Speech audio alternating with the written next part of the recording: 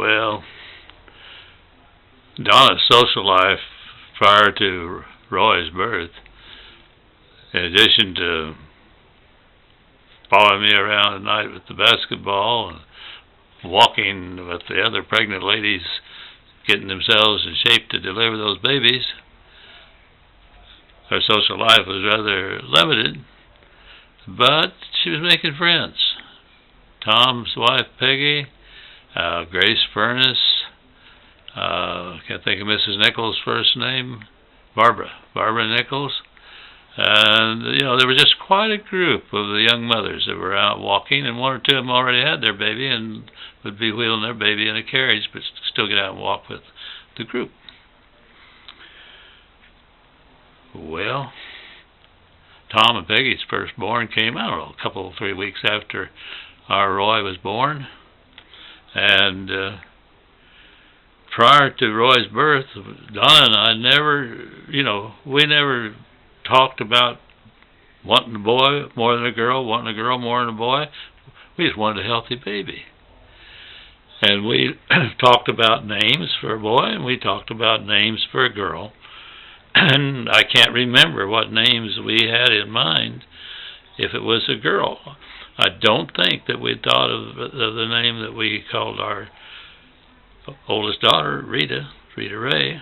I don't think we thought of it in connection with if it's a girl on that first one at all, but I don't really remember. Well, we chose the name Roy after reading the books about Roy means this and that and so on. And Roy's a name that had some appeal to me for two reasons. I just liked the sound of it, I think. Plus, Roy Van Horst was one of my very favorite friends during high school. Even though he did move and go over to Donna's school as a senior, when our school was falling apart after we lost Coach Swinehart. But he was the close buddies. That's the house I used to go to play, and he would come over to my house to play, and so on. And then, of course, my grandfather was known as Roy Riggs. I really think his official name might have been Leroy. I suspicion that because my middle name's Leroy. But at any rate, Roy was our choice, and I don't know, I guess we got into that syncopation thing. Roy Ray Riggs. We liked that. If it's a boy, it's going to be Roy Ray Riggs, and it was a boy, and that's Roy's full name. It was a little different over at the Woods house. Peggy told Donna, I don't know if it was just before our boy was born or just afterwards, that, that Tom, I know all of you have commented on it too, and we had. Everybody in our little social circle commented about the fact that Tom always talked about his son. His son, his son, his son this, his son that. Never once did you hear him talk about his daughter. And she said, and do you know what he did the other day? He said to me, Peggy, what are we going to do if it is a girl? And this is all secondhand. I wasn't in on this conversation, but Donna said, Peggy said, I said to him, we're going to love it, of course, you idiot. Well, sure enough, when that baby comes, it's a girl. Nita Kay, beautiful little girl.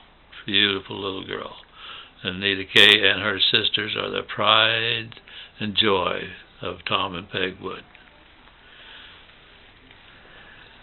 Years later, we got separated. We got commissioned on the same day. I used to rank Tom by one number on serial numbers. I'm 02211 406, and he was 407. We traveled together to Brooke Army Medical Hospital Center to take battalion surgeon's assistant training. We went from there to Fort Campbell, Kentucky together, and so on. But we lost track and found out where he was. Got a telephone number. He was out at Thornton, Colorado. We were at Elkhart, Kansas. And we were at Coates, Kansas. And anyway, called him and asked him how it was going.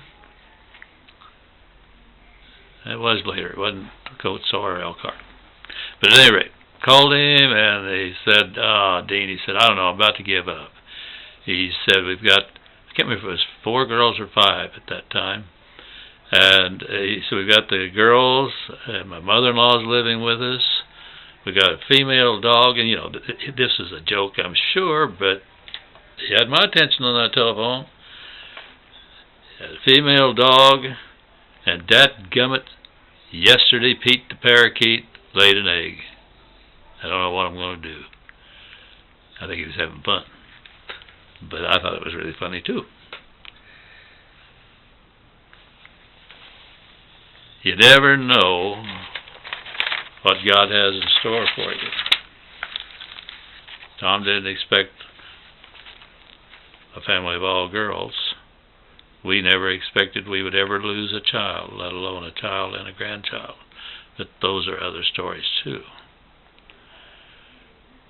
Tom and Peg are still our very dearest of dear friends. Wouldn't say that we don't have some others just as dear, but Tom and Peg would.